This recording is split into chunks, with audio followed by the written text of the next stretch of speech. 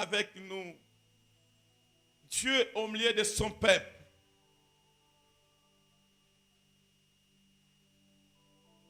Le passage qu'on vient de nous lire, l'ange était venu parler ou dire à Joseph, qui était l'époux de la sœur Marie, que l'enfant, ta femme sera enceinte, mais l'enfant qui sera conçu vient du Saint-Esprit. Et le fils là sera appelé Emmanuel, qui veut dire Dieu avec nous, Dieu au milieu de nous.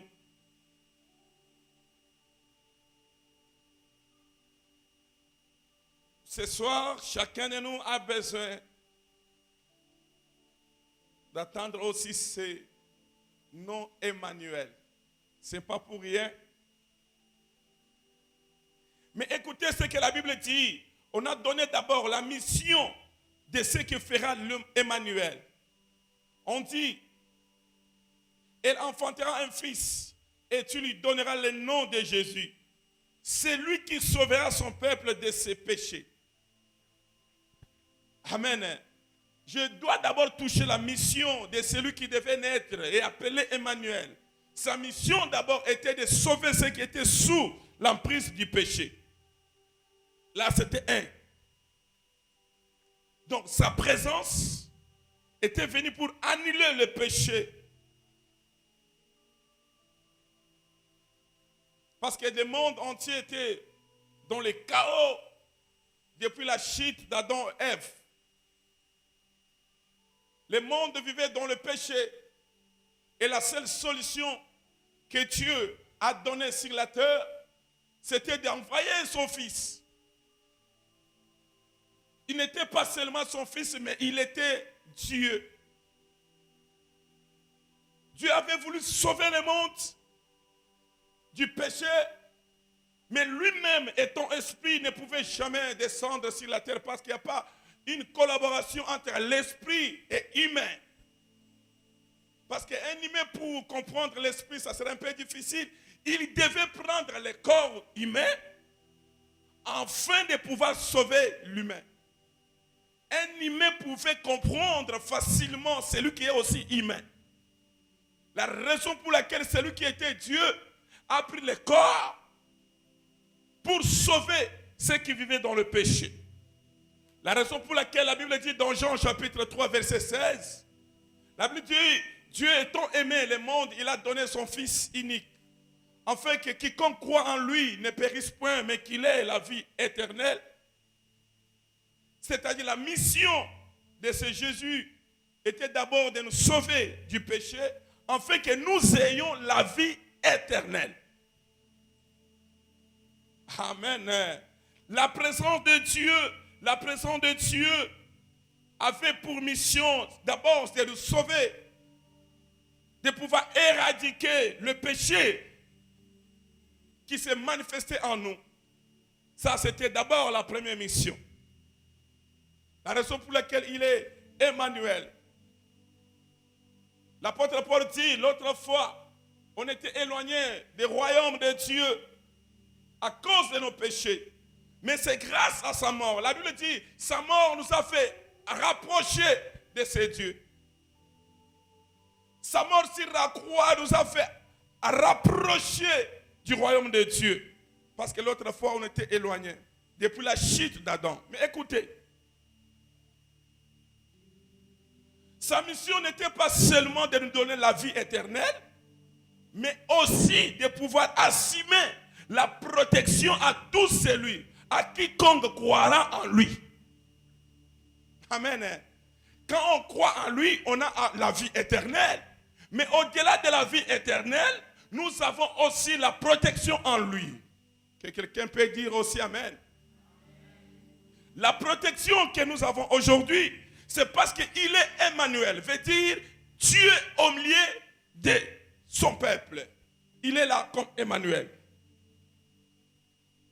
Alléluia. Alléluia. La Bible dit dans Jean chapitre 1er verset 12, la Bible dit,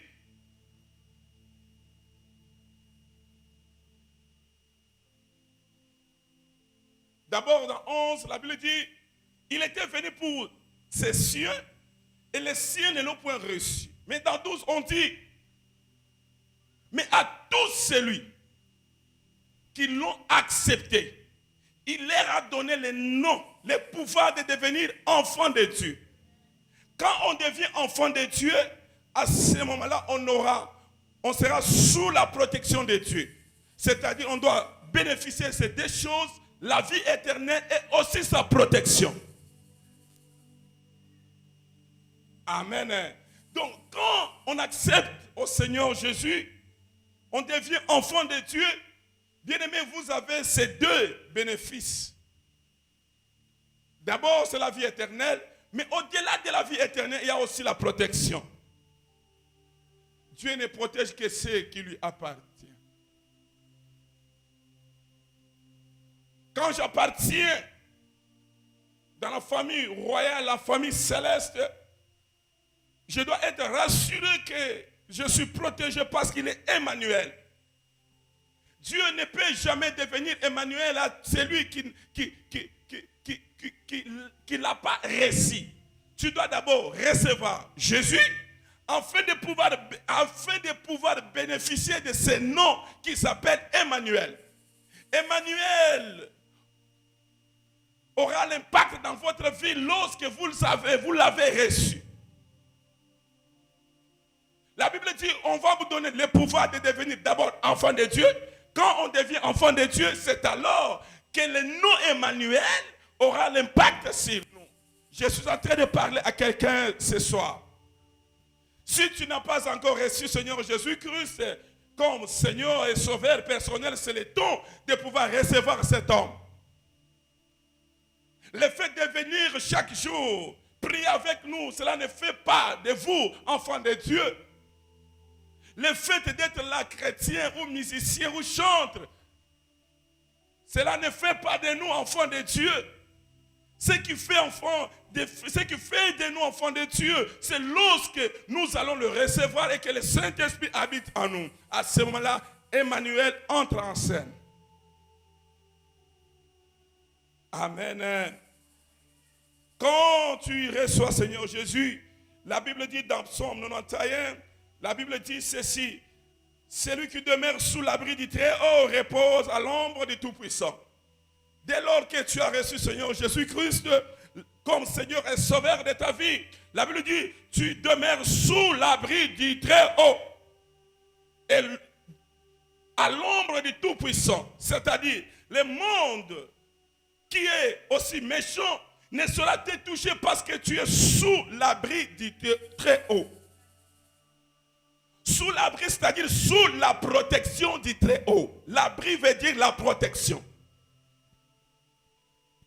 Sous tout celui qui reçoit Seigneur Jésus, dès lors qu'il a ce nom en lui, qui est Emmanuel, il sera sous l'abri d'Emmanuel.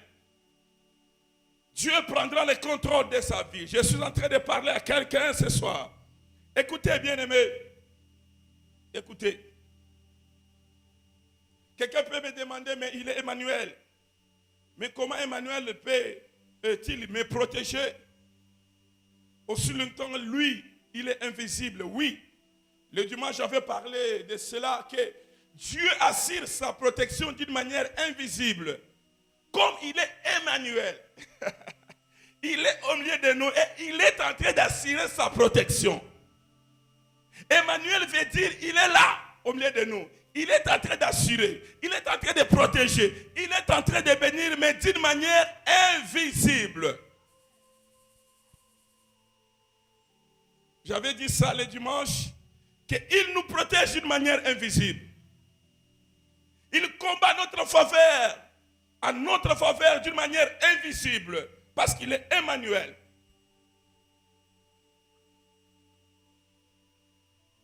Alléluia. Quelqu'un peut me dire, mais où est l'Emmanuel? Je ne le vois pas. Non, il est là. L'Emmanuel est là.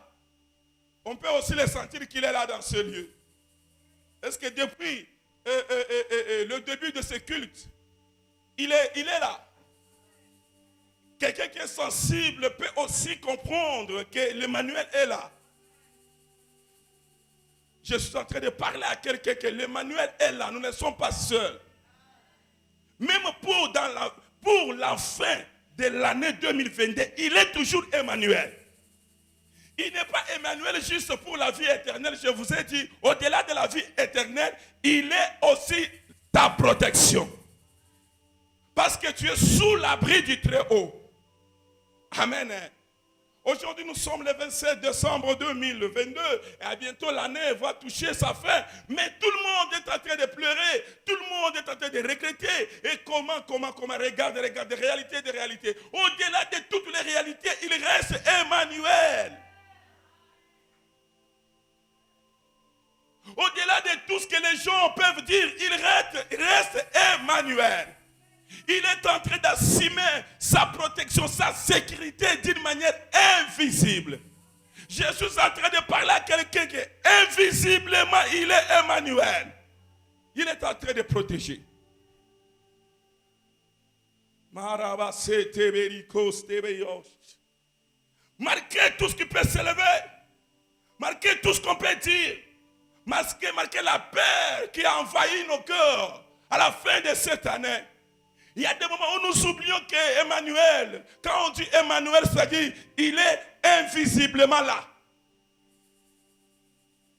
Mais on se laisse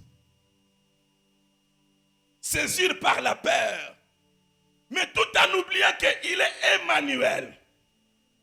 Mon Dieu est Emmanuel. Il est avec moi la nuit, tout comme les jours. Dans l'Exode chapitre 13, verset 31, verset 21, au 22e verset, la Bible dit, il marchait avec les enfants d'Israël. Pendant la journée, il était dans une colonne de nuée, étant Emmanuel. Et pendant la nuit, il était avec eux dans une colonne de feu, étant Emmanuel. Être Emmanuel, ce n'est pas seulement un service qu'il fait pendant la journée, mais il est fait pendant la nuit. Tous les jours de ta vie, il est Emmanuel. Au-delà des combats de ta famille, il est Emmanuel. Au-delà de tout ce qui t'arrive dans la vie, il est Emmanuel.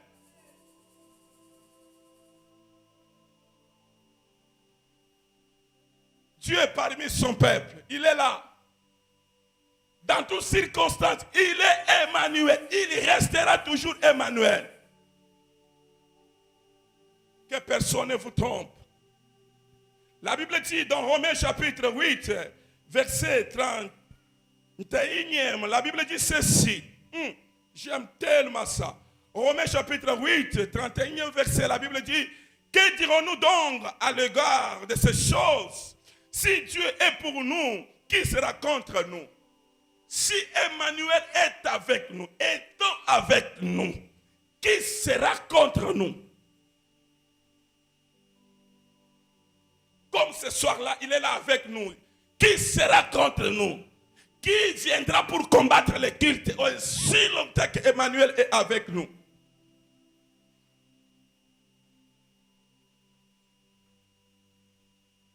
Si l'Éternel est avec nous, qui sera contre nous? À la fin de cette année, je suis en train de parler à quelqu'un que, étant donné que Emmanuel est avec toi, personne ne sera contre toi à la fin de cette année.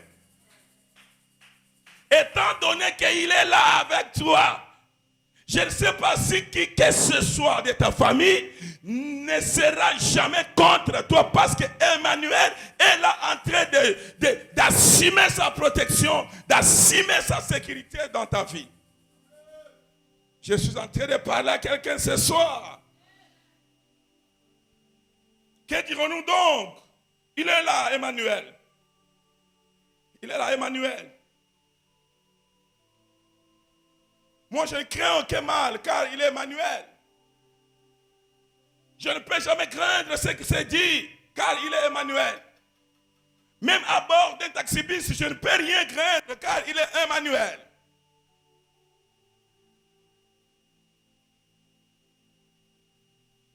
Partout où je dois marcher, je dois savoir qu'il est Emmanuel. Il ne s'est jamais abandonné ses siens. Psaume 46, verset 3 au 4 verset. Psaume 46e verset, chapitre 46 plutôt, verset 3 au 4 verset. Lisons d'abord ça.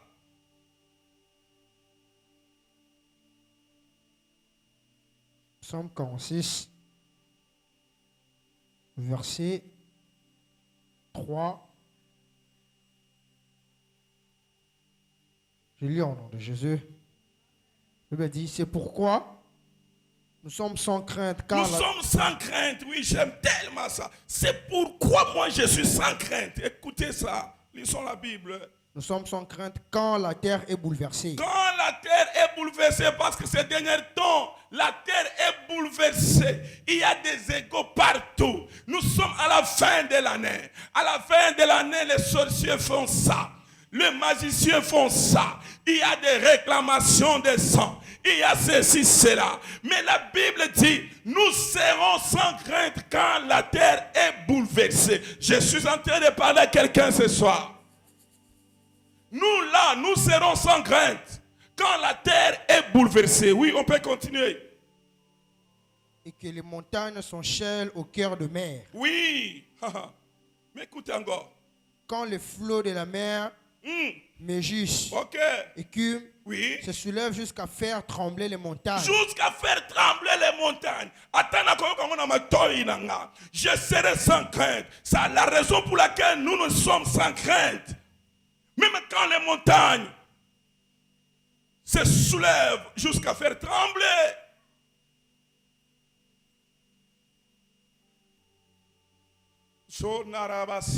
Merci beaucoup.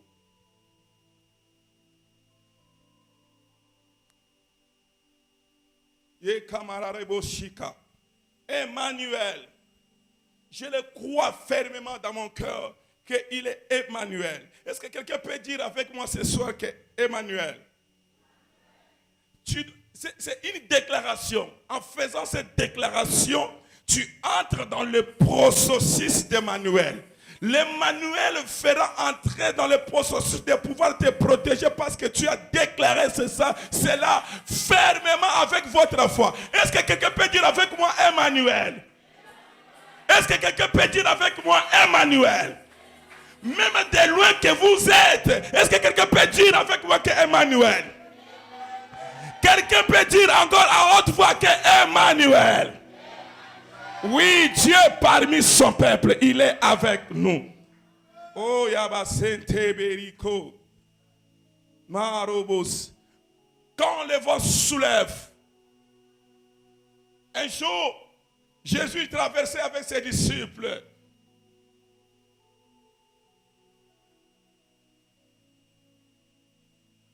Jésus était là dans le bac, en train de dormir. Il faisait semblant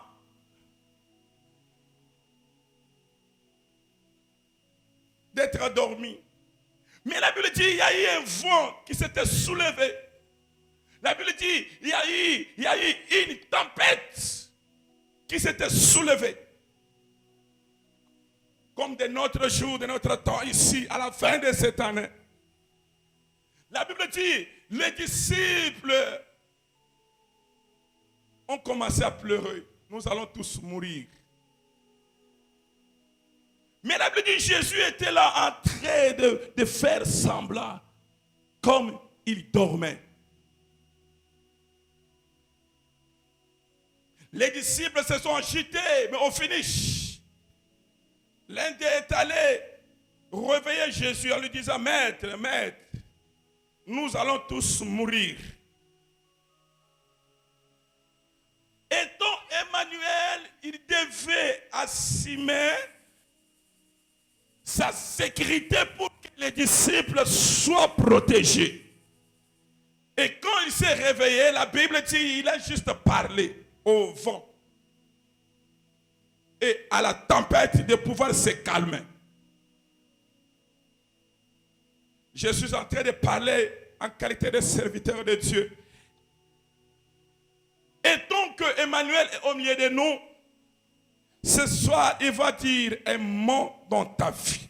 Afin que les vents, afin que la tempête qui s'élève contre ta vie puisse se calmer. Parce qu'il est Emmanuel. Dieu ne permettra jamais que tu puisses connaître l'accident à la fin de cette année parce qu'il est Emmanuel. Je suis en train de parler à quelqu'un. Il ne permettra jamais que quoi que ce soit t'arrive à la fin de cette année parce qu'il est avec toi étant Emmanuel. Rien de mauvais ne t'arrivera. L'esprit de mort sera loin de toi. Tu dois entendre des morts de loin et non auprès de toi. Et non auprès de ta famille. Je le déclare au nom de Jésus que l'esprit de mort quitte loin de toi. Qu'il soit loin de ta famille. Qu'il soit loin de ta vie au nom de Jésus-Christ. Et quand Emmanuel s'est levé, il a calmé le vent et la tempête. Le problème, nous avons toujours la peur de ce qui s'est dit à la fin de l'année. Non. Le problème, c'est de savoir qu'il ne dort pas. Mais il est Emmanuel. David dit, même si je marche dans le vallée de l'ombre de la mort, je ne crains aucun mal. Car sa houlette et son bâton me rassurent. Il est Emmanuel ce soir. Ne crains rien. Il nous reste quelques jours juste pour traverser l'année. Mais vous devez connaître cette vérité qu'il est Emmanuel. Moi, je l'ai toujours dit, dans cette église, il n'y aura pas de mort. Dans cette église, il n'y aura pas de complications. Nous ne sommes pas là à la fin de cette année pour aller, je ne sais pas, rendre quelqu'un visite parce qu'il a perdu l'un de sa famille. Non, non, non, non, non. L'un des membres de sa famille. Non, non, non, non, non, non. Pas ça à la fin de cette année ici. Cette affaire-là est arrêtée parce qu'Emmanuel est au milieu de nous au nom de Jésus.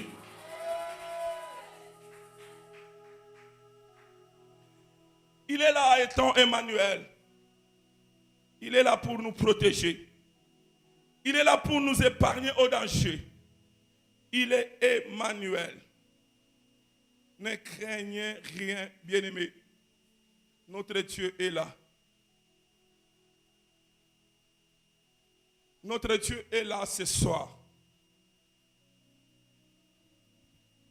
Tout mouvement qui était planifié, tout complot qui était planifié contre toi, sera annulé par la présence d'Emmanuel au nom de Jésus-Christ.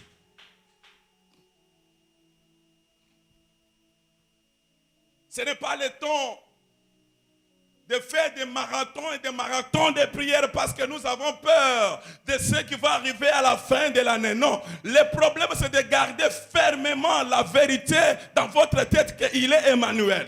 Le problème, c'est de savoir qu'il est Emmanuel et il est en train d'assurer sa mission tout autour de ma vie. Et moi, je ne crains rien. La Bible dit, pourquoi avoir peur pour un homme mortel? Ataza Koko, Ataza Ongle, Ataza Nagne. Lui, il ne te fera rien car Emmanuel est là. Emmanuel va lui dire, hey, attention, stop. Il m'appartient. Même s'il y avait des fétiches, des occultistes qui faisaient des choses afin de pouvoir détruire ou récupérer le sang, j'ai dit ton sang sera un sang amer. Personne ne saura, oui, se servir de ton sang. Tu seras intouchable à la fin de cette année. Même s'il y a des réclamations au sein de la famille, réclamations même en cours de route, il y a des choses, il y a des incantations qui se passent. Le monde des ténèbres est en train de réclamer le sang à la fin de cette année. exemptez-toi. Lo yaraba sente merikosha. Himado yarabasa. Je suis venu encourager. Je suis venu encourager quelqu'un pour lui dire ne pleure pas. Ne crains rien. Il y a quelqu'un qui s'appelle Emmanuel. Dieu est au milieu de son peuple. Je suis en train de sentir des déclarations prophétiques qui montent dans mon esprit. Et Dieu me dit, ce soir, chacun de nous doit se tenir debout pour faire cette déclaration. Ça fait maintenant 2 semaines où on est en train de faire des déclarations par rapport à ce qui s'est planifié à la fin de cette année. Et des déclarations sont prophétiques. Et ces déclarations ont aussi le pouvoir de pouvoir arrêter tout mouvement qui se planifie tout autour de ta vie. Est-ce que quelqu'un peut se tenir debout? Ensemble, nous allons faire des déclarations.